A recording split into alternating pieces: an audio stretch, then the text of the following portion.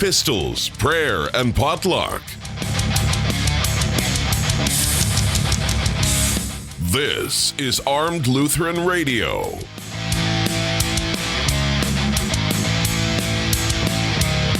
Hey folks, welcome to Armed Lutheran Radio, a show about guns, hunting, competitive shooting, the natural right of self-defense, and what God's Word says about the issues surrounding gun rights and gun ownership. I'm your host, Lloyd Bailey, the Armed Lutheran. This is episode number 355, and for those of you who are new to the show, welcome aboard. We are having our monthly online hangout with members of the Reformation Gun Club for March of 2023, and what that means is, if you have not heard the show before, Armed Lutheran Radio is listener funded. That means we rely on our members. Their monthly and annual contributions help keep the show going. And one of the perks of being a member is you get invited to these awesome hangouts once a month. If you would like to join them, if you'd like to find out more, visit armedlutheran.us/gun club for all the details. All right, let's start. Wow, we got a bunch in here. If you didn't hear all the noise earlier, we're going to start bringing them in. Looks like we have David and Scott and Dan and Justin and Will I Am. There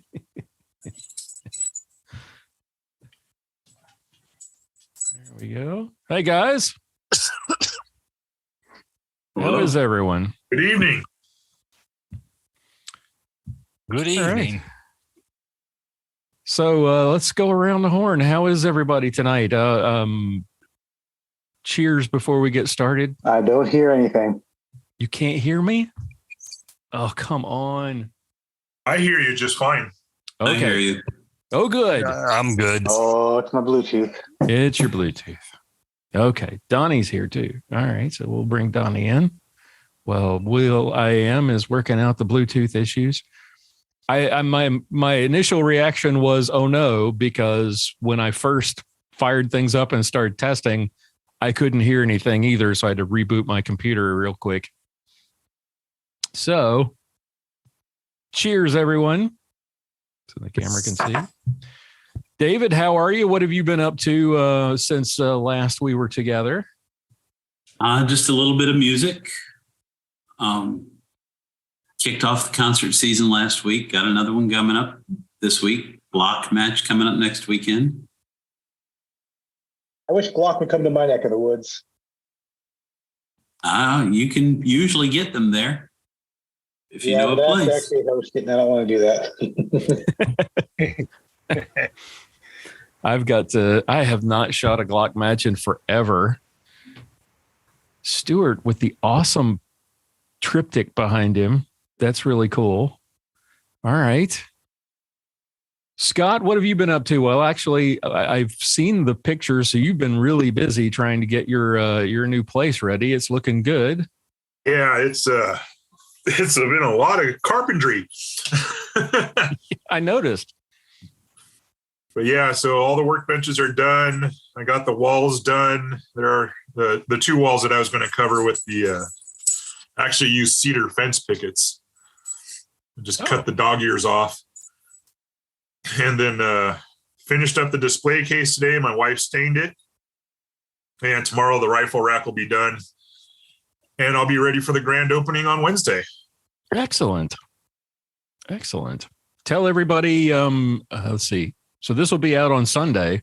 So tell everybody where you are. And so for those who have not seen the previous episodes, maybe want to stop by and check out the store on Wednesday. Give everybody a little plug. Yeah, so it's Van Dorsten Custom Firearms. I'm a professional gunsmith. I've been gunsmithing for over 17 years. I'm in Sheridan, Wyoming, and the new shop is at 99 West 16th Street here in Sheridan. Excellent. I would definitely stop by if I were in the neighborhood.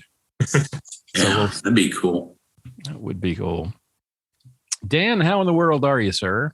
Yeah, doing pretty good. Mostly good. Mostly good. Mostly good. Yeah, we had a little issue here. about 3 weeks ago now, lost another friend. Oh no. Yeah, but I mean, it was, it's just one of those things, it was a life thing. So it was expected, not a surprise. Sort of, yeah. He was kind of young. In my opinion, he left a little money on the table, but it was his health. Gotcha. Here at the range, one of my friends come in, acquaintances really. I think it's called the Moscato brand. It's the guys that took over the STI.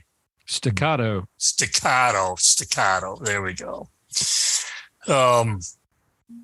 Good Texas brand. Damn nice. Really nice. $4,400. That's a little much for my blood, but that's over there in Justin's neighborhood. Yeah, I would say so. Man, really nice. He let me run. I put some of my hand loads through it. Man, it'll shoot just as hard as you can hold it. It'll just stack them one right on top of the other. And, got that, it's all compensated and everything. And,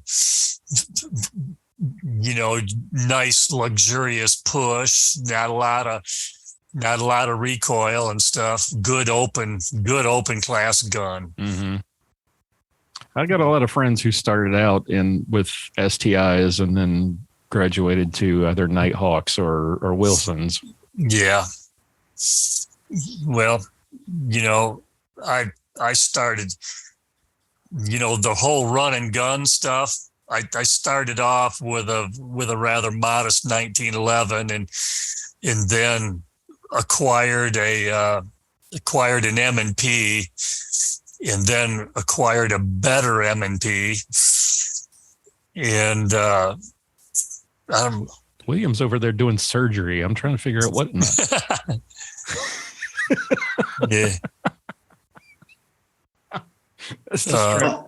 I actually spent the last much of the last week working remotely, which has been nice since I haven't done that since last year.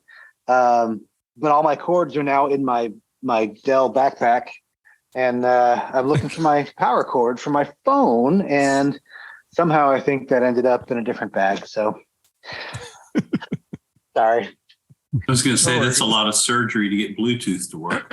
Yeah, I know. No, I got that. I changed the setting. It was fine, but I just was looking for something that just isn't there. So sorry about the distraction. No worries. I got to go into work tomorrow and let the data guys in.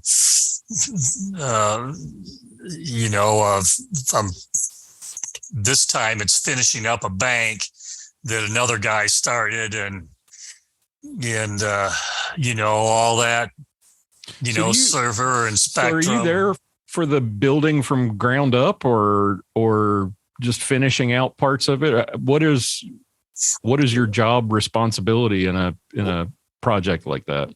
Well, I have until the last 3-4 years here been a ground up guy and, commercial and industrial projects. Okay. Right.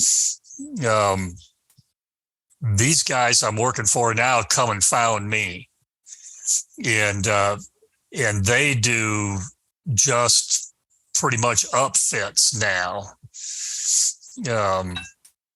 About 75% of what I do is hospital work now.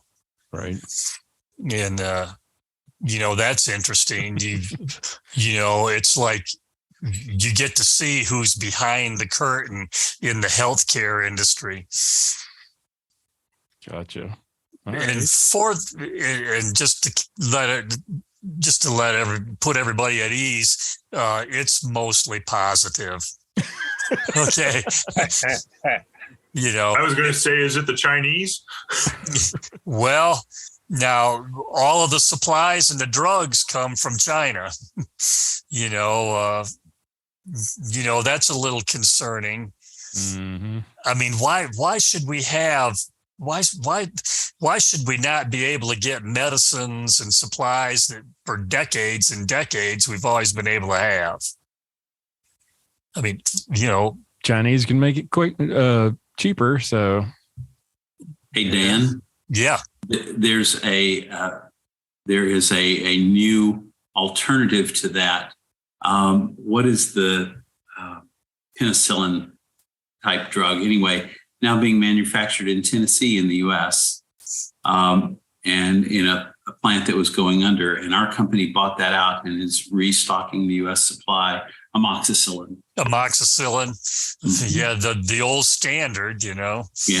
But it was all offshore. Without that, it is all offshore. But our company purchased that and is bringing that plant back to top status. Mm-hmm. Nice. I like the sound of that. I'm guessing that they shouldn't have any problem, being in, showing a profit. One would think. All right, Well, just even if not, it's the right thing to do. it is. Yeah. Get as much away from China as possible. Justin, what's been going on with you, sir? Now we can't hear you. I'm trying to see if the light on his headset is red or not. I can't hear him. Justin, I don't hear a thing. No. Presumably you can hear us because it looks like you're responding in the appropriate time, but we can't hear you at all. Nope. Still not working. Darn technology.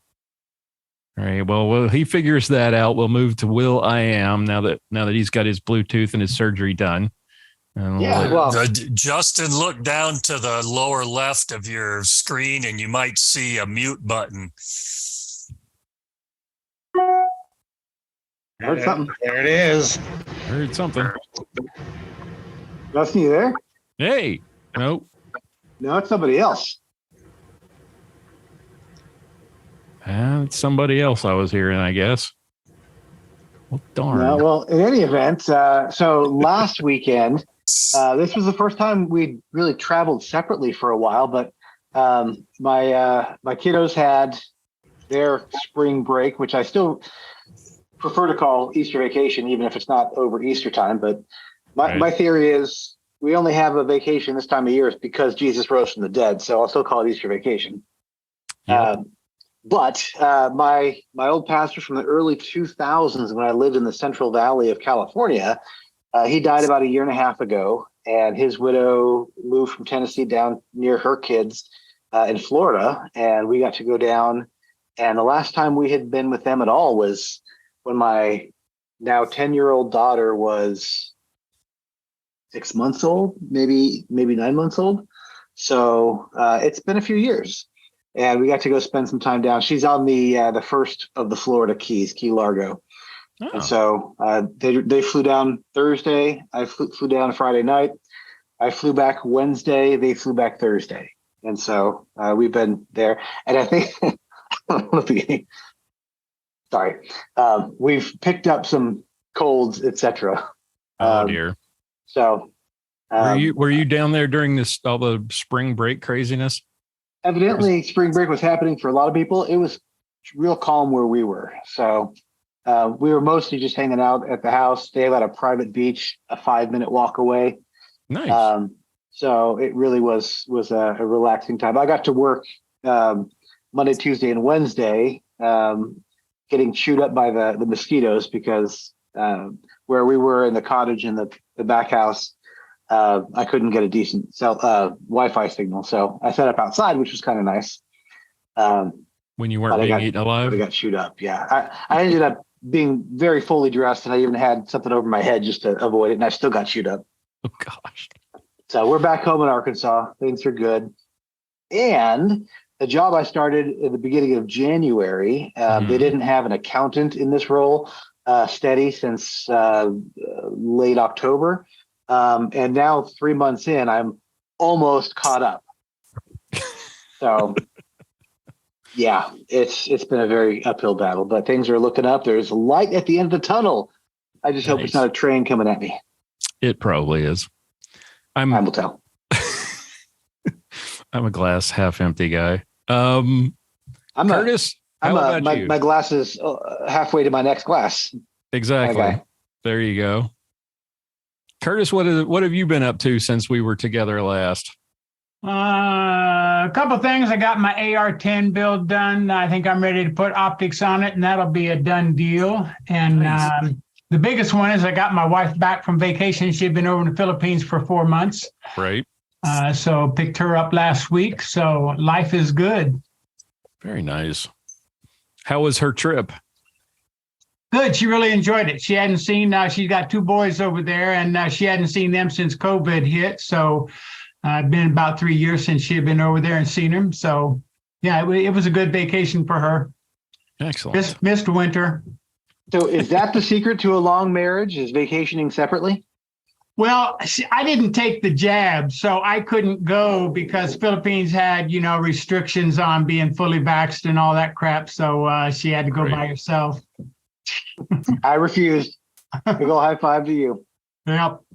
Yep. Well, I'm glad she's home safe, and I'm glad she had a good time. Yep. Me too. Donnie, how are you? You've got company with you. Well, this is Seminarian Peter. Oh, hey, Peter. He's on his reading week, and we went to Montana on the train. Got back this morning. Excellent. I've had a bad cold. I passed out at work, bummed up my knee. And I got, well, it's good that we're having it this weekend instead of next weekend, because I've got surgery scheduled and I couldn't have this trap line rye that we're drinking tonight. So Nice. We about 3 feet of snow melt, we'll be able to get back to the range. 3 feet of snow. Yeah, there's literally 3 feet of snow in my front yard still. Oh my gosh. Every time I hear those stories, you and Scott and Pastor Bennett, I thank the Lord I'm in Texas. I don't We're supposed to get more snow tonight. Fifth snowiest winter in the Twin Cities history. Wow. We're supposed to get more snow tonight. No, thank you.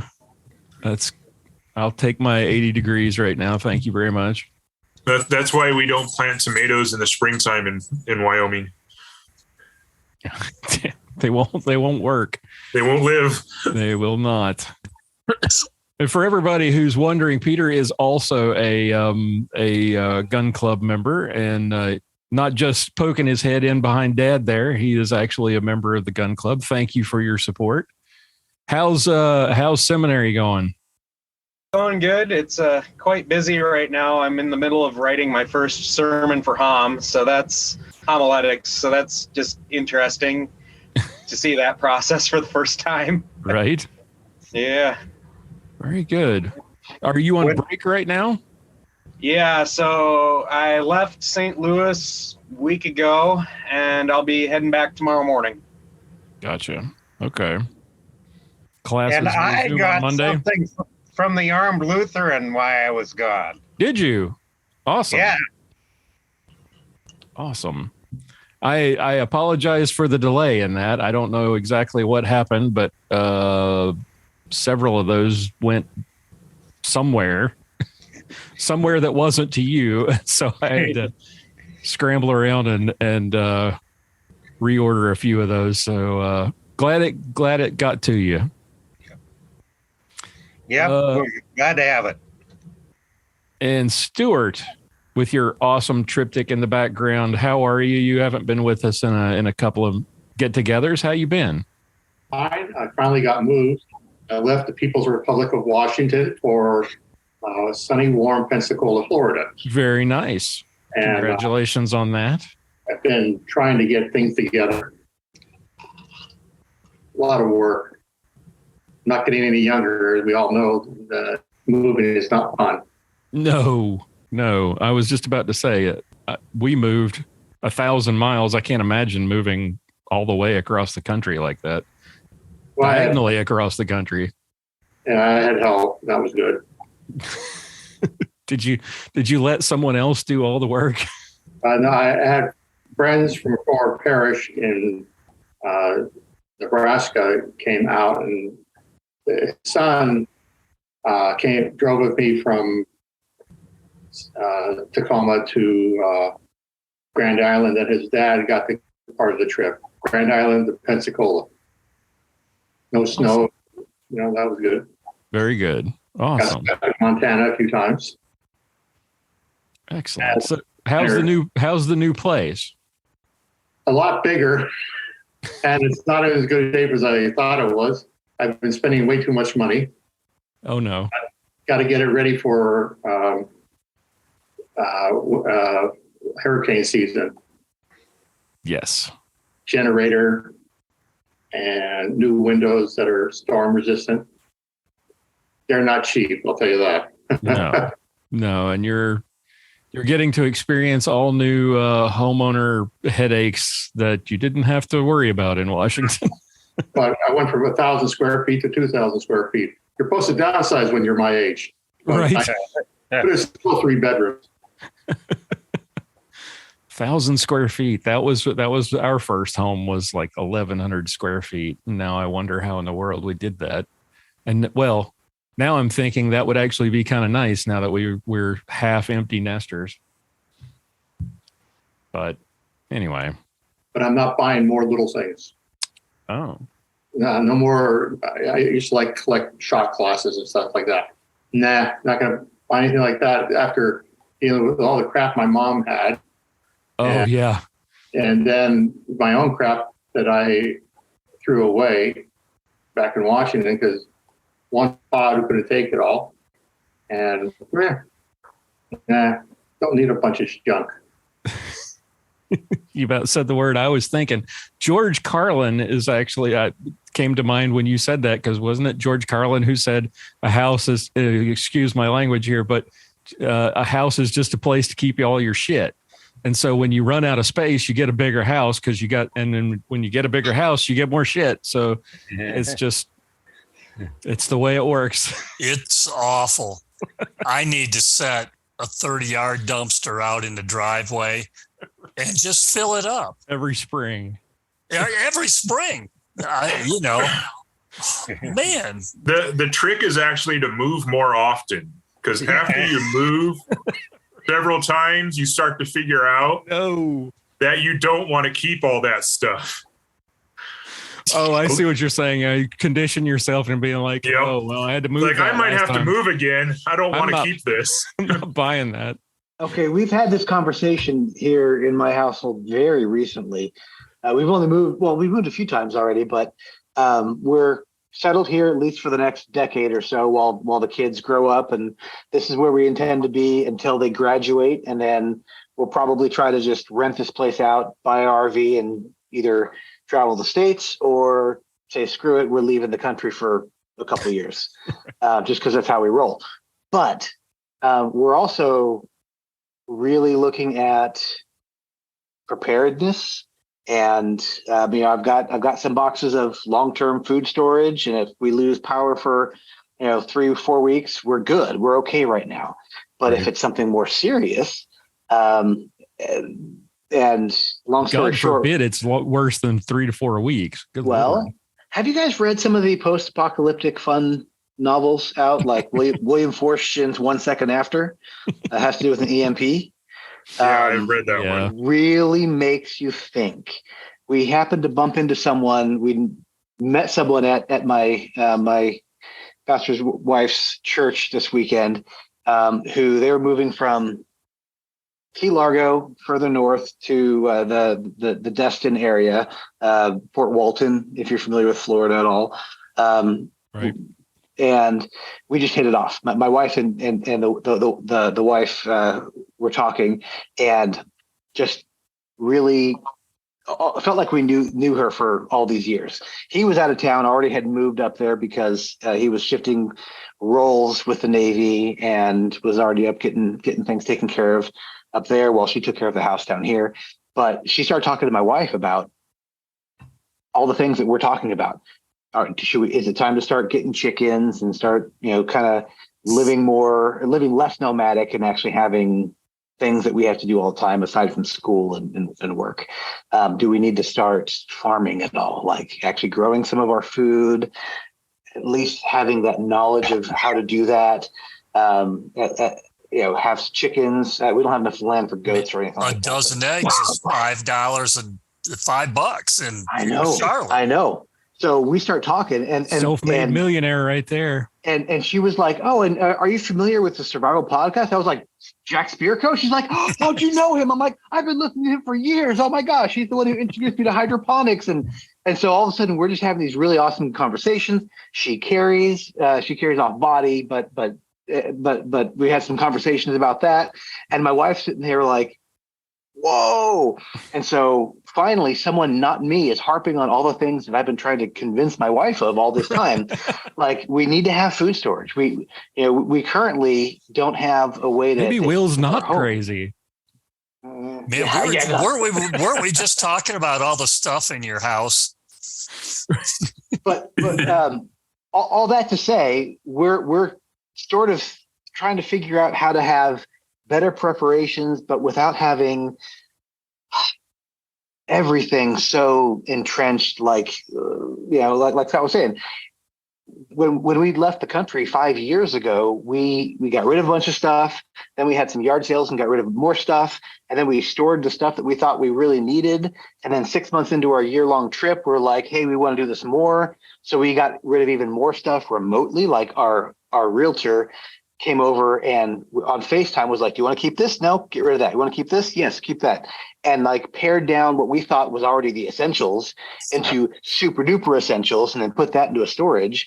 And we've been kind of building stuff back. Like I still don't have some tools and things like that we'd gotten rid of. But every time that we moved, we got rid of a ton of stuff. We still regularly travel. And so, when we're gone during the hottest, most miserable parts of the month here in Arkansas, we rent our house out on Airbnb, and we call Bentonville Eventonville because there's stuff every single weekend that happens. And we bought near downtown so that we can Airbnb the house out. But that forces us to really clean out our kitchen, clean out our living spaces, and get rid of all the superfluous stuff we don't need. But at that same token, we're still thinking, what if something bad happens? And this is where we need to bug out to. And so we're trying to find a way to have stuff that doesn't tie us here, but that allows us to be prepared for the future if something should go very sideways. Right. And I was so glad to have met, I didn't meet her, my wife met her, but someone who got my wife thinking about, how do we be prepared? How do we not lose all the technology that previous generations knew that we simply take for granted and have utterly forgotten? Yeah. Sorry, that was an exciting moment for me. I was like, oh my gosh, yeah. But at the same time, you don't want to have all kinds of junk that just clutters your house. So to your point, every year we go somewhere that forces us to get rid of all kinds of stuff so we can rent the house out of place. That's one way to motivate yourself to get rid of crap, because if you ever decide you want to pick up and move, you've got all that stuff to consider. You've got all that stuff to pack up. Makes it less. I mean, we've thought about the same sort of thing. Like, well, this house is a little bigger than we need now, and in 5 years it's going to be even worse. So because my daughter will be, well, she's not moving out of the house till she's married. So but the house is bigger than we need. But at the same time, every time I think about, well, why don't we start looking and making plans to find another place, I keep thinking about how much crap I would have to load up and pack just to get out of here. But I tell you, your idea about Airbnb, it makes me think, well, okay, there's a motivation. We can make money if I can pack up my crap and get it out of here. And because you don't want the renters to see all your crap. So, right. So there's that kind of embarrassment motivation. Well, we have a 4-bedroom with a garage, and the first time we rented it, we had just moved in, coming off of very scaled down living. And we rented the whole house minus my kid's bedroom, which we just put our bicycles and things in. And then the next time we rented the house out, we're like, we don't want to move the bicycles and all this other stuff into their bedroom. So let's just not offer the garage. They have to use the front or back door. Fine. And so now we have the ability to lock all of our personal stuff that we don't want accessible in their bedroom or the garage. And that works totally fine. And now we've gotten to the point where we've got 3 cabinets in the kitchen with locks on them, not the child safety stuff that you have to know how to open specially. And we just put a little sticker on it that says, owner's closet, don't open. And we haven't had a problem since. And so now I don't even have to move my liquor out of the kitchen into the kids' bedroom closet, which is weird. Like I got to go into the kids' room to get some liquor. Like that's kind of weird. Seems like that would be like invitation to snoop. Like, wonder what's in there. And then you go about trying to figure out how to open it. You've been fortunate with your renters, obviously. So Scott, far, I cut you off. I'm so sorry. Go ahead, Scott. No, I was just saying that last time we did our big move from Colorado to Wyoming, I paid $300 to have somebody load the truck and then drove the truck up here and then paid somebody else $300 to unload the truck. And I tell you, that's the best $600 I've ever spent, because I just stood there pointing, yep, that goes in there. And all these young kids, they did all the heavy lifting. It's like, wow, that's the way to do it. That's expensive now. The thing that's was better than we did when we moved is my wife's company paid for somebody to unload it, and I got to do that thing. Yeah, the company I was working for did have a reimbursement for most of that as well. But if I had to do it on my own, I'd still pay that money. I did it myself coming to Texas. Now the company paid for the moving vehicles and all of that, a lot of the moving expense. But rather than because I moved to Texas 6 months before the rest of my family did, they were finishing up the semester of school, and my wife was winding up the semester at her school, and she couldn't just pack up and leave in the middle of the school year. So we rented a truck like an idiot. I packed up just enough to furnish a 1-bedroom apartment for 6 months, drove that to Texas, and then 6 months later flew back to North Carolina, loaded up a U-Haul truck and drove it to Texas. I will never do that again. Ever. That was so stupid. The only thing that I had to pay for myself and is when I moved my lathe and mill up here. And we rented a skid steer with forks on it to load them. Mm-hmm. And I loaded them into the back of a U-Haul. I'm lucky I didn't lose that cab, that U-Haul, the box rather, because all I did was strap that thing. It's a 2,000-pound knee mill, and I strapped it to those bars on the side of there. It's like, well, wooden slats on the side. I'm like, well, either it'll be there when I get there or it won't. Well, we're talking about younger days, though, when we were younger people, and you got to do what you got to do. Yeah. I'm talking 4 years ago.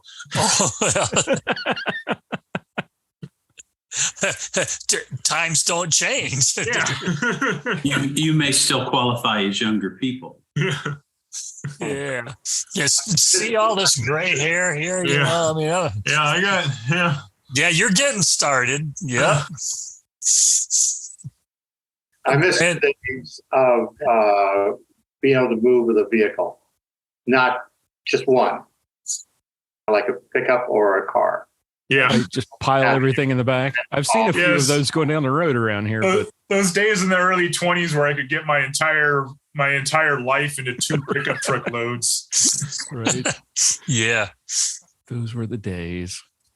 Lloyd, sometimes the big house is kind of convenient. Okay. Like, man, right now I'm sitting in the guest room,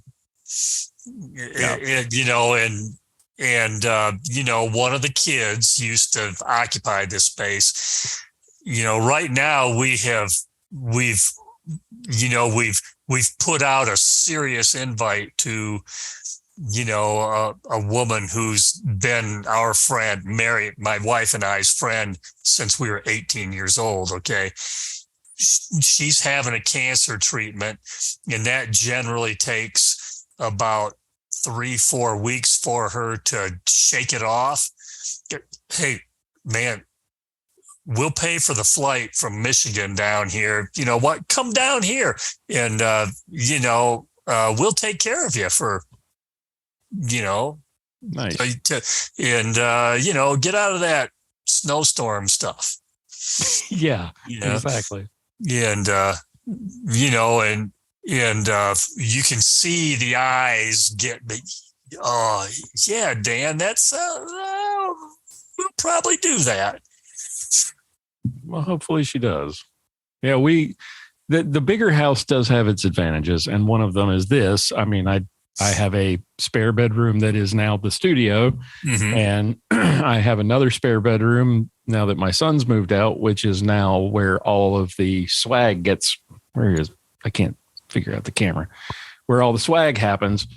But and all that would go away, and I would have to figure out where is that all going to go when we downsize. So that's all going to end up in the garage, I guess. I don't know what. So your studio is a bedroom? Mm-hmm. I always thought it was in a basement somewhere. we have I'm not sure if that's a compliment or something else. Well, no, the dark walls. No, Lloyd, don't give away the secrets, okay? You have an image. Right. It's the Bat Cave.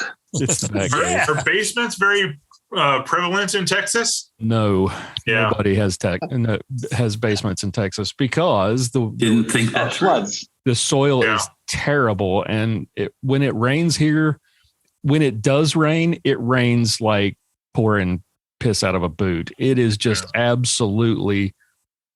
It comes down in buckets, and your yard floods. And I can't imagine what somebody with a basement, what their house would be like.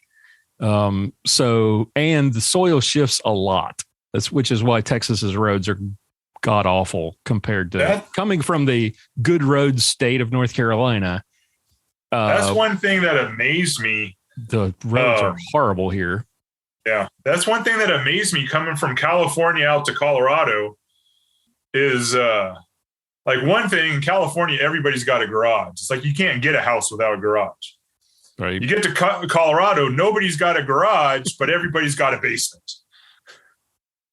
Interesting. That depends on the neighborhood, though. Yeah. For the most part, I mean, it is. It's all a depends on the thing. All depends on the price point. But when we were looking at it, it was hard to find a house that had a garage. And to me, if I was buying a house, it had to have a garage. Yeah. And not for parking cars either. That's my workshop. Right. Yeah. Growing up in North Carolina, where I was in North Carolina, nobody had a garage. You had carports or those kind of metal things that they put over their driveway.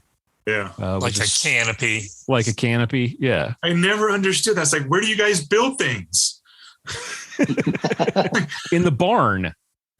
Well, I'm okay. A barn is just another word for a garage as far as I'm concerned. Well, yeah. Red. Well, here that you don't.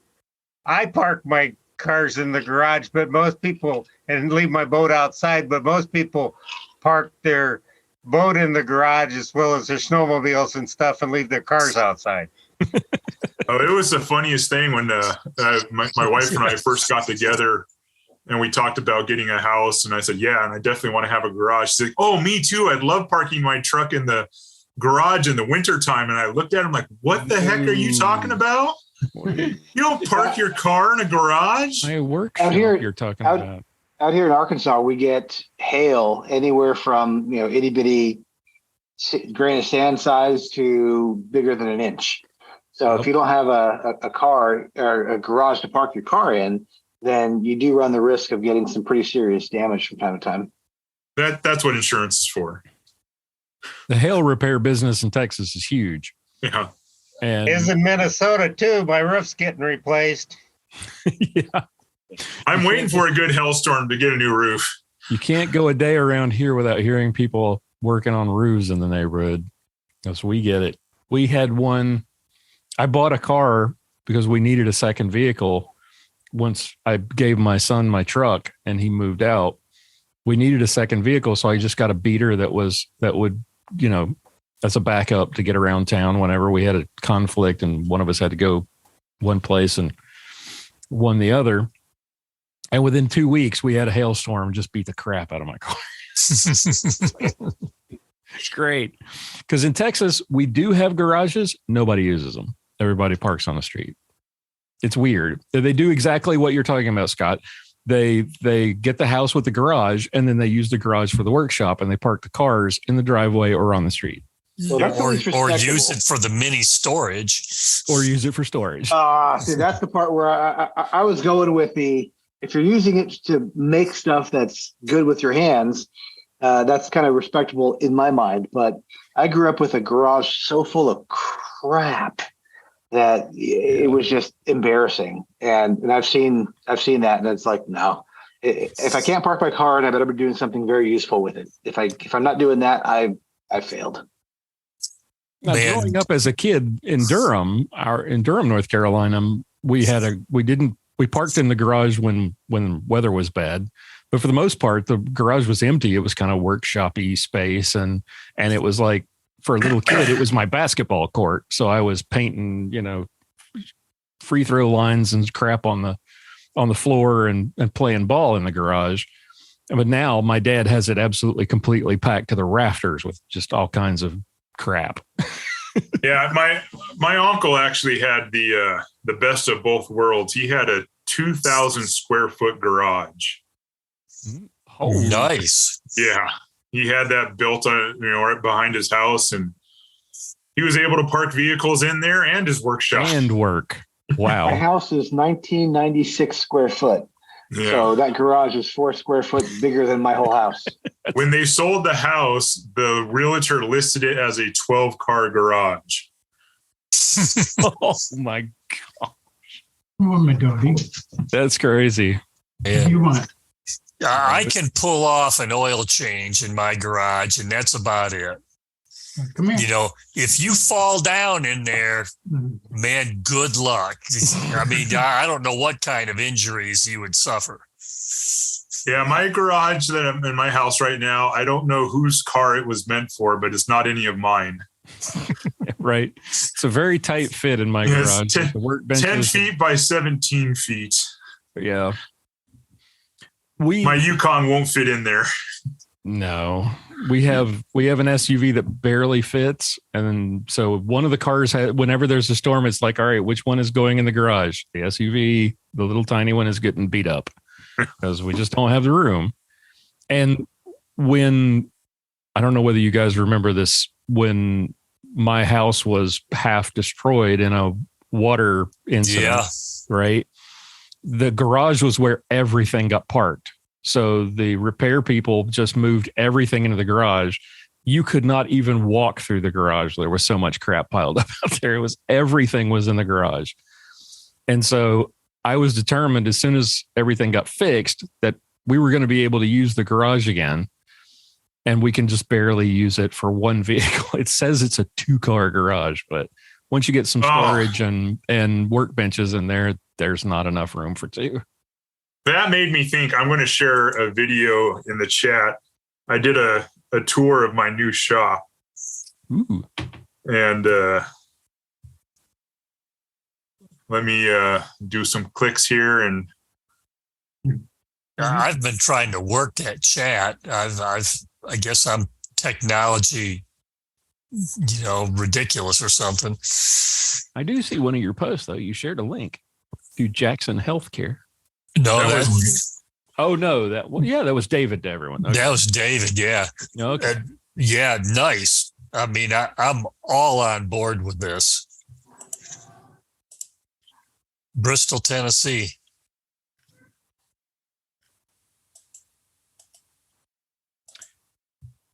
Let's see. There you go. There's a link to my shop tour in the chat. A while since we came to you with a video. Oh, you don't have to play it now. Right. It starts automatically. Hey. Yeah, it did for me too. Oh. Yeah. That's weird. We'll save you guys a little bit of your own Googling. That's really weird though, because I've got my Bluetooth on for the Zoom call, and I clicked on the link and it opened in a new tab, and it started playing on a completely separate speaker. Huh. My computer. Gray hair in that video. Oh yeah, true story. Yeah, so I give a little tour of the old my garage, basically the old shop, how cramped it was, and then a walk through the new one. Could share that, and we could walk through it, and then we could make fun of your presentation. Hey, let's do it. Why not? Heck yeah. So here we go. So while you're waiting for that to start, oh, wow. That's impressive. That's due to a friend of mine. do you use Just for Men? No. No, I let it go gracefully silver. But here on the Zoom, you don't look quite that silver. My hair is shorter than it is in that video. Well, I'm talking about down here by the jowls. Maybe it's just the lighting. It's the lighting. I have, how many lights do I have in there? I have I think I have 8 fluorescent lights, not fluorescent, but LED lights in there to light up that shop. And it's only 17 feet long. So, I mean, it's I got a lot of light. It looks like you can see your breath there. And it's cold in there too, right? That was moving day. Is it cold or is it smoking? Yeah, that was moving day. So I didn't have the heater on out there because the door was going to be open. And it was I think it was 15 degrees that day. Nice warm Wyoming spring. Right. Man, it is nice to have a lathe, Is that the thing that just about destroyed the moving truck behind you? No, that's actually not that heavy. That's probably about 800 pounds. It's the mill, and you'll get a shot of that in a minute.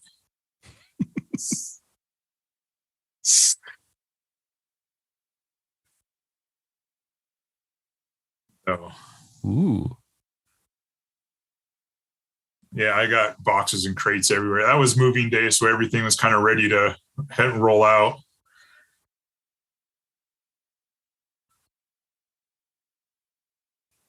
Sorry, I get long-winded. No worries. You need talking about guns, so that's good. Yeah. We have no problem with that.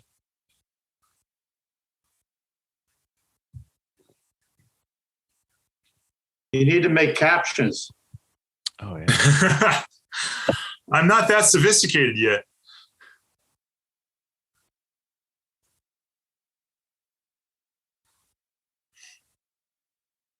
Oh, see, somebody figured it out. Yeah.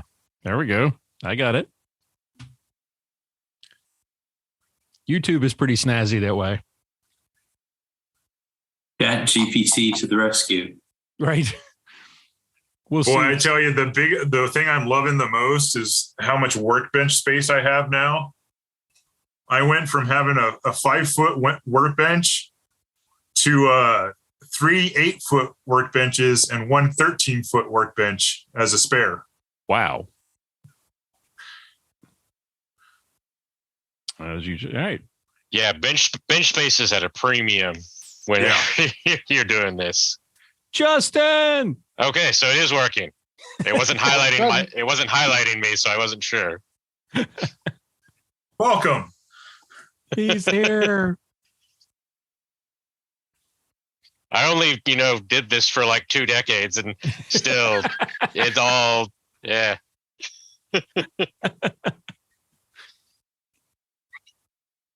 I only had to sell it. I didn't have to make sure it worked. Right.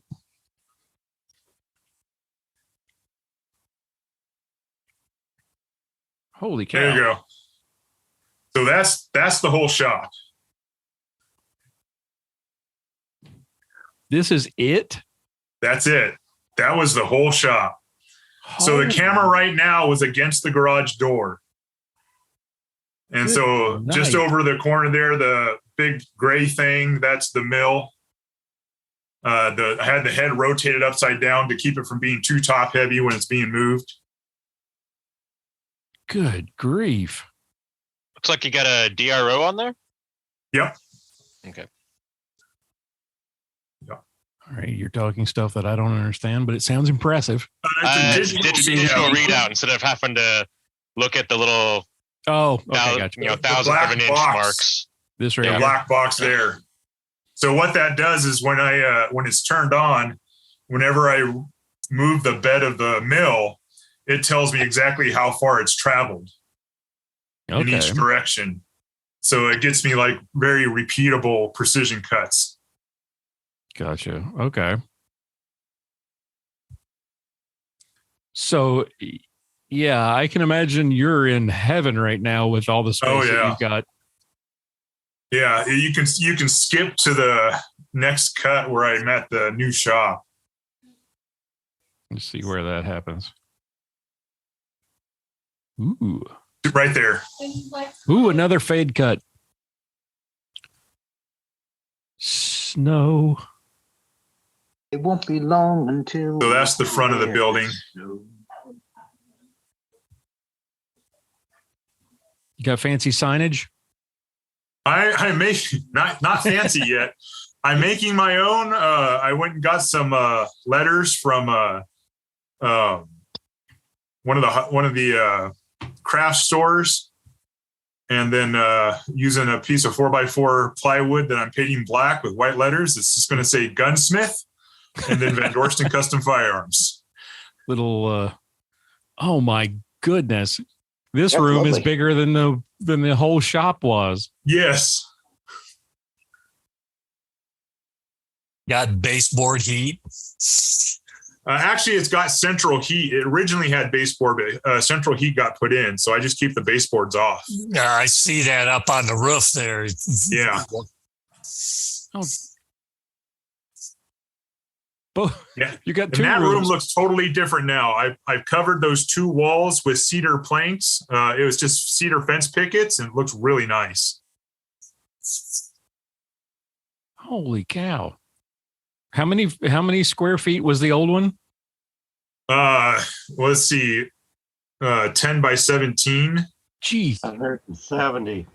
Yeah, 170, and this one's just a little under 1,300.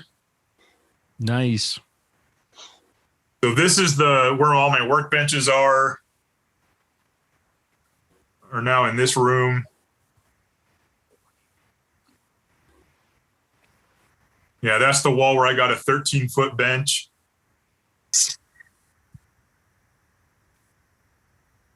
There's more. Yep. Oh, nice. And then this is where the machines are, my mill, my lathe, and all my woodworking machines. What's great is the company that owns the building, they're an electrical company. So when I told them I needed electrical in here, they said, sure, just tell me what you want. And they put all that problem. in. Very cool. The weirdest thing though is, so this building actually used to be some kind of a car wash. What? So none of the floors are level. Drain all the. Yeah, as long as it drains out the door, you know. Yeah, especially this room. Now the other 3 rooms are fairly level, but not great. This is like a little hallway. I'm probably going to turn this into a secure room for firearm storage.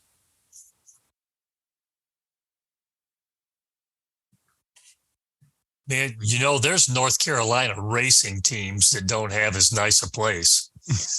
Yeah, this is nice. Yeah. Yeah, you got a good spot there. Yeah. And then this room is just a spare right now. That's a good problem to have. Yeah. Definitely. So my plan is, like, during the slow season for gunsmithing, I plan to do some woodworking. I'm going to make concealment furniture and stuff. And I'll display that in there. And I'm calling that side of the business Old Viking Woodworks. Cool. Nice. Okay. Well, keep me posted on that. I would love to see what you come up with. So this is going to be the showroom right here. This is the showroom right here. Okay.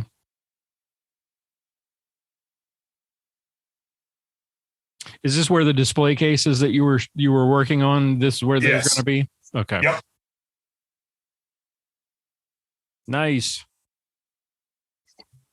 The concealment furniture idea, man. I was talking at a gun show in North Carolina. There was a crowd that brought in an extensive display, and I'm like, wow, man, I like what I'm seeing here. You know, I can see hiding a shotgun in this, you know, and they were telling me that it was kind of a, you know, they were doing other things, but they were all carpenters, and then all of a sudden it got away from them, and now they're designing and doing custom installs on this kind of thing, and it kind of got away from them, and now it's their main squeeze instead of what they were doing before. Yeah. Very cool. Well, I'm doing that to kind of help get me out there in the community in areas where you normally wouldn't put gun stuff out. Like, so here in Sheridan during the summer, they have this thing called Third Thursdays, and the third Thursday of every month, they shut down Main Street and all kind of vendors come out and fly their wares. Oh, so that's cool. I can maybe do gunsmithing and maybe not, but if I do the woodworking, I can definitely do that. And I can also advertise my gunsmithing. Right. So it's kind of that, and like my YouTube channel, YouTube won't monetize my channel. So, you know, doing the YouTube with the woodworking stuff, I can monetize that. Nice. Yeah, YouTube has gotten weird about their monetization stuff. Yeah, I'm going to slowly start switching over to Rumble. I noticed, was it Forgotten Weapons? Like, depending on what he's doing with the firearms, he can't monetize it. Yeah. And so he'll do like a short video talking about how YouTube sucks, and you should go watch this video on Utreon or Floatplane or somewhere else. Yeah. Because he has no idea. Apparently, we don't do anything that yet that they have cracked down on. Well, I take that back. I did say something about COVID that got a couple of episodes demonetized, or worse than demonetized. I've got a strike against the channel because of talking about COVID, but you just don't know what their policies are. They don't publish them, and how they enforce them is completely arbitrary, and you have no idea what's going to get knocked down and what won't. So that's frustrating. Yeah, and they looked at mine. It's like, and mine is, they simply said, "Oh, it's because you actually show people how to work on guns." It's like, well, yeah, that's the same thing mechanics do on cars. Yeah. So cars kill more people than guns. Yeah. But yours are scary and black. That's right. Yeah. Not soft and nice like Very scary guns. Now that we can hear Justin, let's catch up with Justin. What have you been up to? Let's see if you still okay. You still can hear me. Yeah. Justin, how are you? Doing well. Doing well. It's been a busy month. Really? The 30th, with son is turning 5, so doing all the preparation and things for that, and of course, then all of other birthday parties going to, and then it has been just kind of a back-to-back busy month. Nice. But I mean, it's I guess it keeps me from getting into trouble. Hey, enjoy every minute of it, because before you know it, your kids are grown up and out of the house. So 5 is a fun age. Trust me. Yeah. Mine's turning 13. My youngest is turning 13 next week and getting confirmed next weekend or Palm Sunday. That's good. So, it goes by really, really fast. Yeah. Well, some days it's the 5 going on 15. The whole It's like we were out at my parents last weekend, and they're like, "Oh yeah, that's how you were." It's like, this is payback. It's like, Yep. And you hear words coming out of your mouth that you swore you would never say. Yeah. Your parents' words. My children are in their 30s now, and now it's like, just when did you start being worried about your dad? I mean, I'm fine, kids. No, Dad, you don't understand. Yeah, I get it. Very cool. 46 and 22. Oh my goodness. And I got to see my 46-year-old handicapped son and my almost 92-year-old mother when I was in Montana. Excellent. Hey, before we wrap things up, the one thing that I completely forgot to do, Peter volunteered, or Donnie volunteered what you guys were drinking. Let's go around. What does everybody got tonight? David, what are you wetting the whistle with tonight? Just water. Boring. Oh, come on. I've got Russian water.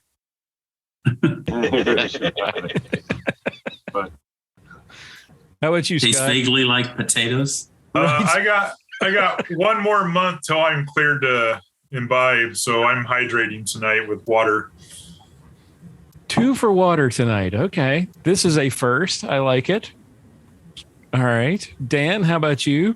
Oh, I've been the water guy before. You have? I'm still working on a Christmas gift here, Bullet Rye. Okay. Now I'm still going to put Angel's Envy Rye ahead of it, but I was going to ask you, how does it compare to Angel's Envy? But yeah, but Angel's Envy is ahead of it, but not by much. I mean, you can't. How can you go bad with a Kentucky whiskey? Right. Gotcha. Yeah. Okay. Justin, and you, sir, what's on the plate tonight? What do you got going on here? Well, coming off the tail end of a head cold, so I'm hydrating as well. Oh my goodness. 3 for water tonight. Dan is usually the water guy. It was almost 4.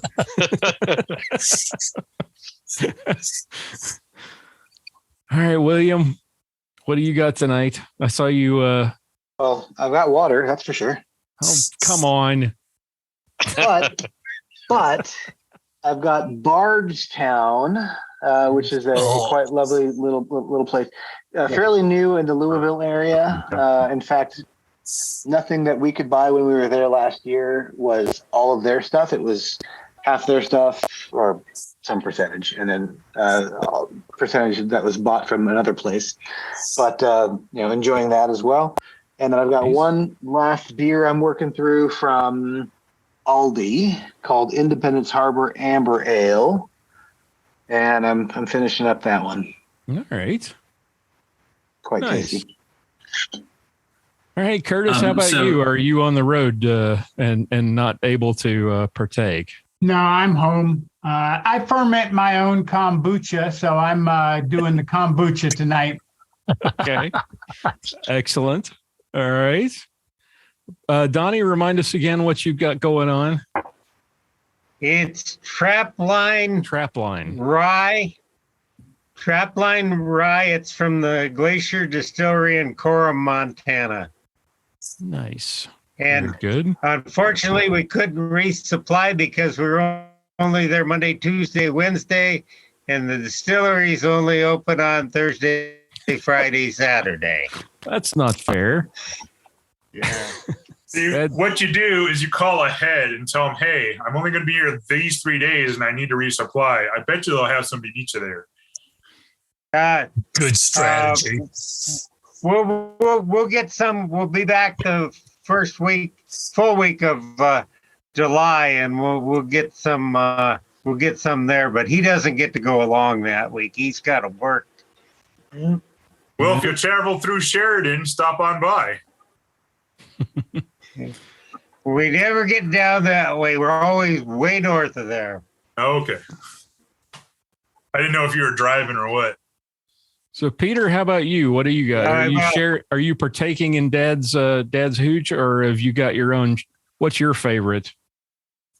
Well, I'm just taking in Dad's hooch right now. That makes sense. Yeah. It's a good call. I mean, college kid, he's on budget. I'm probably sipping on a Leinenkugel, so yep.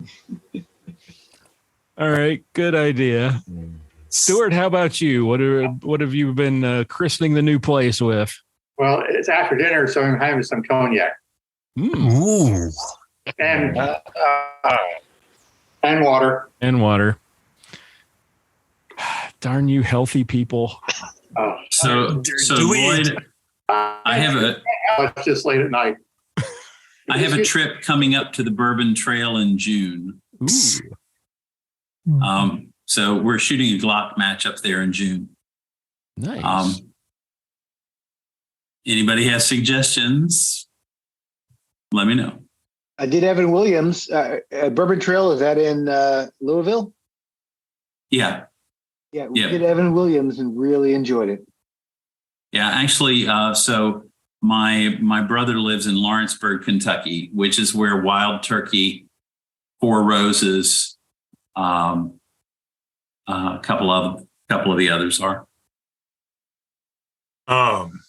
In June, my wife and I and a bunch of the youth from our church and one of our pastors is going to the Ark Encounter in Kentucky. Oh, nice. And the pastor and I have already decided we're at least going to find one distillery. Pastor after my own heart. Well, so that area of northern Kentucky is actually where my wife and I are from. Okay. All right. Yeah. And then I'm going to be at the convention, Missouri Synod Convention. I'm sorry. Yeah, I know, right? I did the bright spot there is I did find that there are 3 distilleries within stone's throw of the convention. That's not by accident, I'm sure. So I'm planning on nightly trips.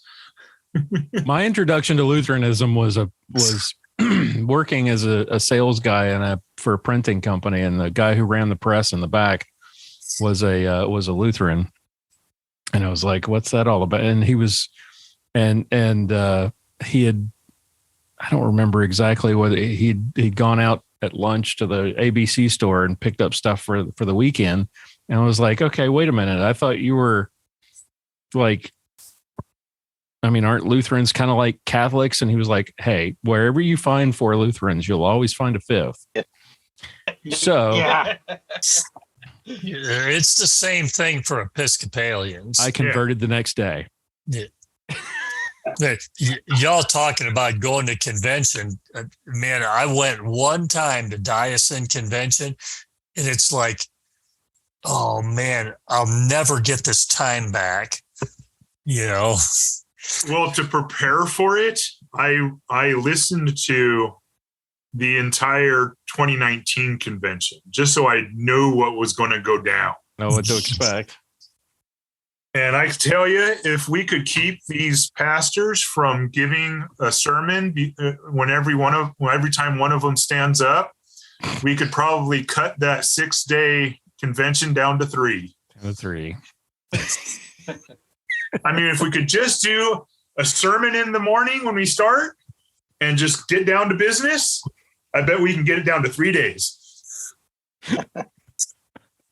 Yeah, Baptists are the same way. So as far as what to see in Kentucky on the Bourbon Trail, there were 2 things that we did that we really enjoyed. Aside from the Evan Williams tour, which was just a good time, we did the Bardstown Bourbon, which is actually what I'm drinking right now. So that one, they had I don't even know what they called it, but it was a drink mixing class, little tutorial. I don't even know what you'd call it, but it was like 90 minutes, maybe just an hour. And you mixed a handful of drinks, and it was just a really, really fun time. So I would highly recommend that. My wife liked it so much, she wanted to buy the drink mixing thing for the house. So we now own that. Go figure. It was just they did a good job. The other thing we liked was the tour at, where was it? We did Woodford Reserve tour, and that was actually really good. You can get one of their like 1.75 liter bottles etched. So if you enjoy it and you want to keep like a souvenir bottle, you can have it etched with whatever name you want on it. We got a bottle from my in-laws who like Woodford Reserve with like greatest grandparents ever or something like that. That was a fun time. But we like the Maker's Mark tour so much that we actually paid to have our names put on a bottle, and we bought the ambassadors package or whatever it is. So they're aging some bourbon right now, and when that age hits, we can travel back out there and actually bottle our own bottle from the same barrel that has our name on it. That's cool. So if you want to see it, I can go run to the other room and go see if I can find the. Well, speaking of bottles, has anybody? I know I'm running a little bit late, but this is just that made me think. What the heck is going on with Jack Daniels and the candy and the Supreme Court? What the hell? Never heard of it. Have you not heard this case? I just heard this week. Bring me up to speed. Jack Daniels is suing a candy company who made this. Their candy looks like a Jack Daniels bottle, and it has some silly name that sounds like Jack Daniels, but it's not. I can't remember exactly what it is. They're suing Daniels. Them for breach of, I don't remember what exactly. Trademark, it would have to be. Trademark or something. Trademark infringement. Because and it's not that they use the name Jack Daniels or that even the label on the little candy looks like Jack Daniels. It's the shape of the bottle. Compared to the shape of the candy, which is shaped like a bottle that looks like a Jack Daniels bottle. I can make anything that looks like Coca-Cola. Yeah, that's a good point. Hennessy cognac, same thing. Hey, Will, you like mixed drinks? I got one for you. This is the perfect time for the hottest days in summer. Okay. You take some orange sherbet ice cream. You need a blender. Put some orange sherbet ice cream, a little bit of ice, a little bit of orange juice, and as much vodka as you like. Ooh. And just spin the hell out of it. You take that and you drink it under a nice shade tree in the hot summer. Best Can you send me a link to that? I don't have a link to it. It's one somebody told me, and I remembered it ever since, and it works great. I'm going to try that. That sounds awesome. Nice and warm out here. Okay. It's a dog toy. It's not even it's okay. I've got to show you this. This is Jack Daniels, and it's a dog toy called Bad Spaniels. And it's a chew toy that looks like a Jack Daniels bottle. This is hilarious. And it's gone all the way to the freaking Supreme Court. Look at this. That is hilarious. Old number 2. Oh my gosh. That is awesome. We're paying for this. Dog toy dispute. Oh my gosh. I can't believe that they're wasting their time on this. This is hilarious. I didn't realize it was a dog toy. That is so funny. I wonder if the dog toy. Oh, wait, look at this. The company is concerned about the product's comparison to dog poop.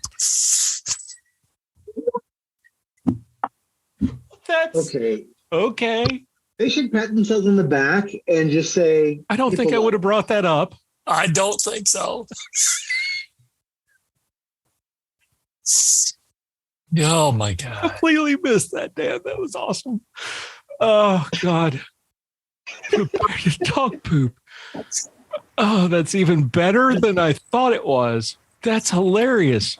Oh God. And of course, it's coming out of the Ninth Circuit. So I mean, I'm glad this is what they're doing. Man. Yeah. Oh, that is classic. That is awesome. Tennis on your Bad Spaniels, old number 2 on your Tennessee carpet. That's hilarious. That's why. Let me guess. I bet you this company is based in Kentucky. They probably are. Man, Lloyd, there's got to be an episode in here somewhere. You know, there's a 10 Commandments in the news episode coming. Oh, it's the same size as a bottle. Oh my goodness. That's funny. That's even better than I thought it was. That's hilarious. Okay. Yep. You run that one past Pastor Bennett. That should be a fun episode.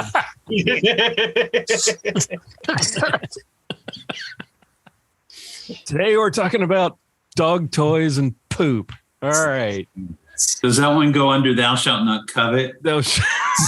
Schedule visit Pastor Bennett to give us some of that. I don't know where that fits, but we'll find somewhere. That's hilarious. Okay. Pastor Bennett couldn't be with us tonight. He's not feeling well. He texted me earlier and said that he's not preaching this weekend because they have some sort of an event at the church. I don't remember exactly what, but so he said he picked the best week to get sick. So let's keep him. Lent this, on Wednesdays. So right, but at least hopefully he'll be feeling better before all the Holy Week stuff kicks off, and he's really running around like a crazy person Thursday, Friday, and Saturday and Sunday. All right, so I think that'll do it for tonight. I think that'll wrap it up. Yes, sir. Got a question. Yeah. Don't feel like you need to answer it now unless you have something off the top of your head. Anybody here? But I have a lower that I can build into a pistol, AR-15 I'm talking here, and I really would like to build it into a pistol. So if you guys can, between now and the next time we get together, be thinking about, or if you find a link and can save it and send it over, I'd love to have some really good ideas. I know Palmetto State Armory, PSA, has some good deals from time to time. They do. Just north of me, about 45 minutes, is the Lac Rain Ordnance Facility. So I may go up there one of these days and see what I can find. But it's a fully built lower. I just need an upper, and I really would like it to be a pistol. Is it caliber specific, or what are you looking for? Is it 5.56? 5.56, 223. Likely, it's just a mil spec lower, right? But it's not rifle specific, which is why I'm thinking I'd like to go pistol. Sure, I can get a brace for it. Just don't put a brace on it yet. Wait till that. It's got nothing on it right now. Yeah. So it's got a buffer tube. That is it. Yeah. So till that whole stupid mess gets straightened out. Yeah. Well, with Bruin, there's only one way it can go. I mean, rationally, but time will tell because we live in irrational times. But if you guys can find something or think of something that might be a good build for it, just for the top end, preferably something built out. I have not done this before. I only own one other system. And so let's just say, don't ask me to put a bolt carrier group in it because I probably wouldn't do it right. The nice thing about Palmetto would be that you could get a complete upper with the bolt carrier group. Often, yes. Yes, delivered to your house. So yeah, I've bought from Palmetto before and was really impressed with what they did. So that would be my vote.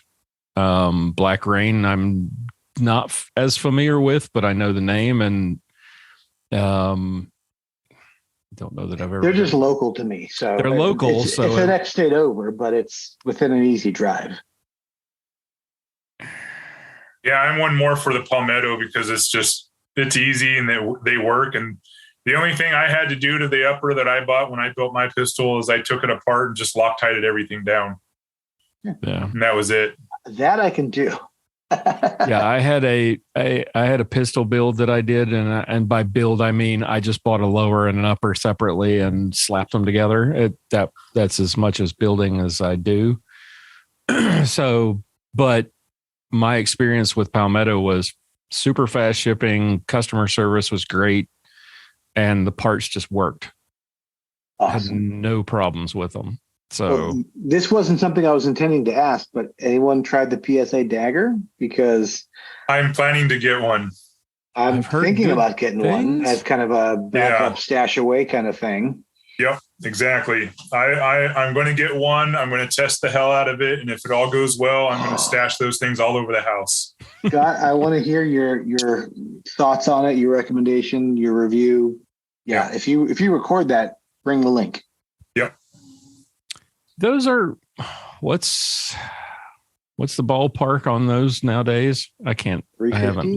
$300 you can get into them for basically a Gen 3 Glock. Yeah. Yeah. That's supposed to be more comfortable. I haven't held one yet, so I don't know. Just trying to think who I've seen has done some videos on it. Look at Bob Main's Handgun World stuff. I know the Concealed Taco dudes have talked about it.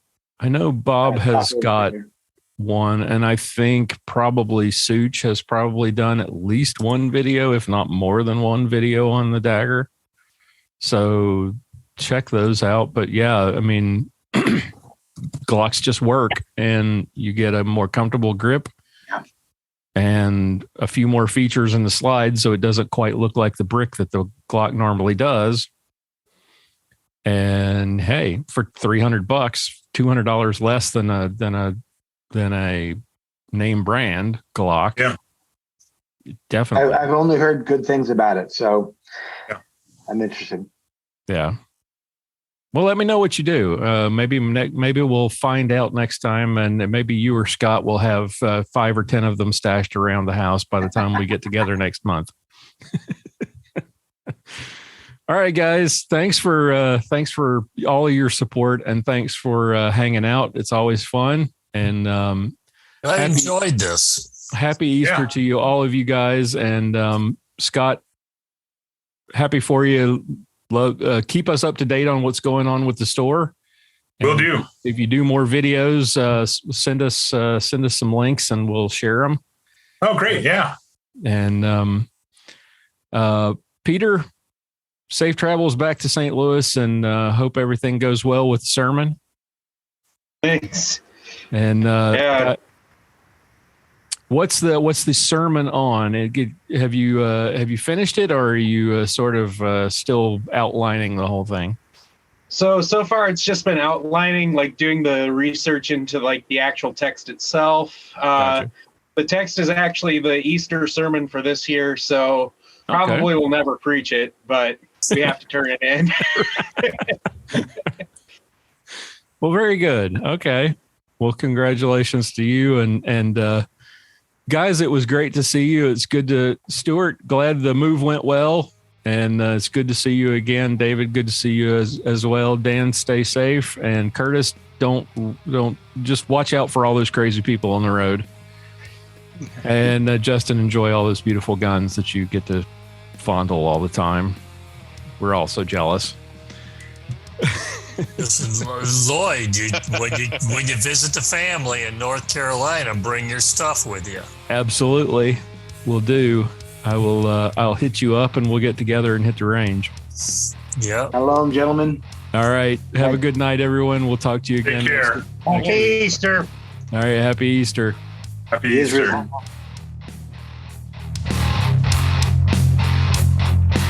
John Bennett is the pastor at St. John's Lutheran Church in Willow Creek, Minnesota. For more information, visit stjohnswillowcreek.org.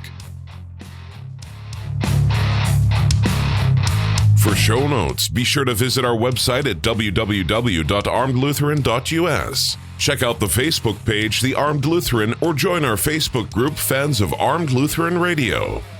If you like what you hear, please leave us a comment on our feedback page at armedlutheran.us/feedback or a review on iTunes and let us know what you think. Thank you for listening to Armed Lutheran Radio, a member of the Self-Defense Radio Network.